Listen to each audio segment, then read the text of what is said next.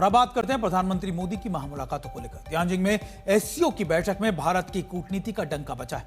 SCO की साझा घोषणा पत्र में आतंकवाद के खिलाफ लड़ाई जारी रखने की बात कही गई है। भारत की सबसे बड़ी उपलब्धि यह रही कि साझा घोषणा पत्र में पहलगाम हमले की निंदा की गई। यह साफ हो गया कि आतंकी संगठनों का संरक्षण बर्दाश्त नहीं किया जाएगा। तियानजिन में आज 3 अहम तस्वीरें हम आपको दिखा रहे हैं। प्रधानमंत्री मोदी की शी जिनपिंग के साथ मुलाकात, प्रधानमंत्री मोदी की व्लादिमीर पुतिन से मुलाकात और एससीओ की बैठक में अलग थलग दिखते शहबाज शरीफ। आज सबसे अंत में पुतिन और प्रधानमंत्री मोदी की मुलाकात हुई है। पहले डेलीगेशन लेवल की बैठक हुई और फिर पुतिन से 1-to-1 बैठक भी हुई। पूरी दुनिया की नजर थी पुतिन और प्रधानमंत्री मोदी की बैठक पर। एससीओ में प्रधानमंत्री मोदी और व्लादिमीर पुतिन की केमिस्ट्री जबरदस्त दिखी। दोनों देशों ने संदेश दे दिया कि 70 साल की दोस्ती में और ज्यादा मजबूती आ गई है।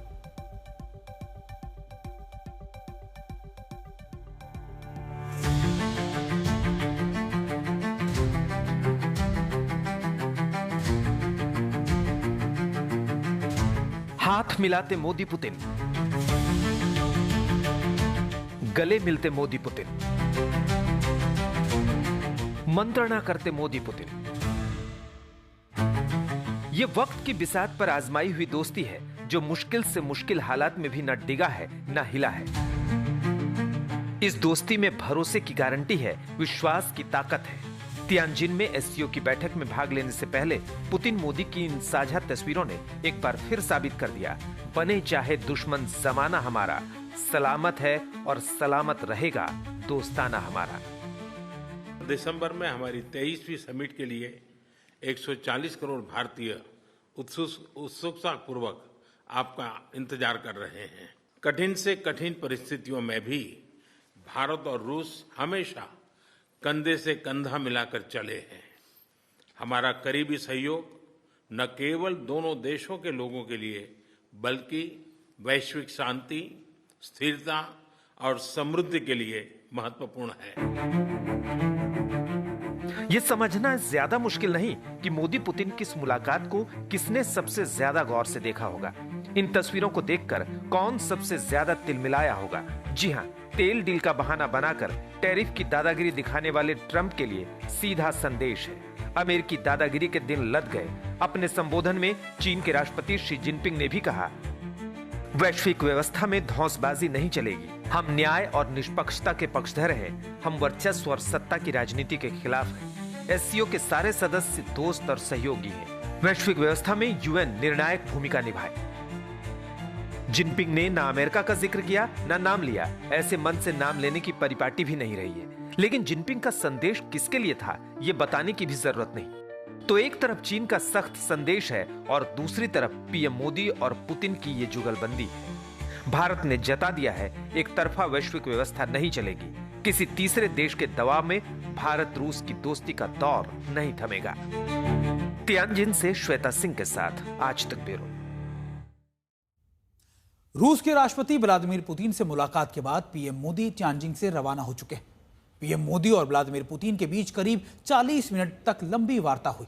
इस मौके पर प्रधानमंत्री मोदी ने कहा कि मुश्किल से मुश्किल हालात में भी भारत और रूस से कंधा मिलाकर चलते रहे हैं। उन्होंने कहा कि दिसंबर में पुतिन भी भारत यात्रा पर आ रहे हैं और 140 करोड़ भारतीय उत्सुकता के साथ उनका इंतजार कर रहे हैं। मोदी ने रूस यूक्रेन संघर्ष का भी जिक्र किया और कहा कि संघर्ष खत्म करना मानवता की पुकार है। उधर पुतिन ने अपने संबोधन में दोनों देशों से दोस्ताना रिश्तों का जिक्र किया। पुतिन ने कहा कि दोनों देशों की दोस्ती सिद्धांतों पर आधारित है। भारत रूस में विश्वसनीय रिश्ते बने हुए हैं और ये कुछ बड़ी बातें थी जो दोनों देशों के राष्ट्राध्यक्षों ने कहा। आपसे मिलकर बहुत खुशी हो रही है और मैं हमेशा अनुभव करता हूं कि आपको मिलना मतलब एक यादगार मीटिंग भी होती है। बहुत सी चीज़ों की जानकारियों का आदान प्रदान करने का अवसर मिलता है। हम लगातार संपर्क में रहे हैं। दोनों पक्षों के बीच नियमित रूप से कई उच्च स्तरीय बैठकें भी हुई है। इस वर्ष दिसंबर में हमारी 23वीं समिट के लिए 140 करोड़ भारतीय उत्सुकता पूर्वक आपका इंतजार कर रहे हैं। कठिन से कठिन परिस्थितियों में भी भारत और रूस हमेशा कंधे से कंधा मिलाकर चले हैं।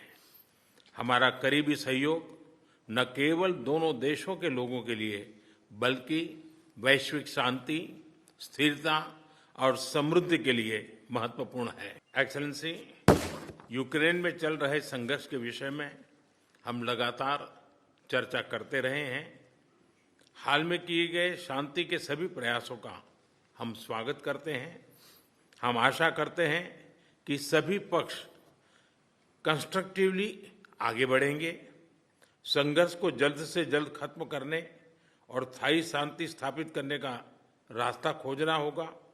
ये पूरी मानवता की पुकार है। एक्सेलेंसी, एक बार फिर आपका मैं हृदय से बहुत बहुत धन्यवाद करता हूं।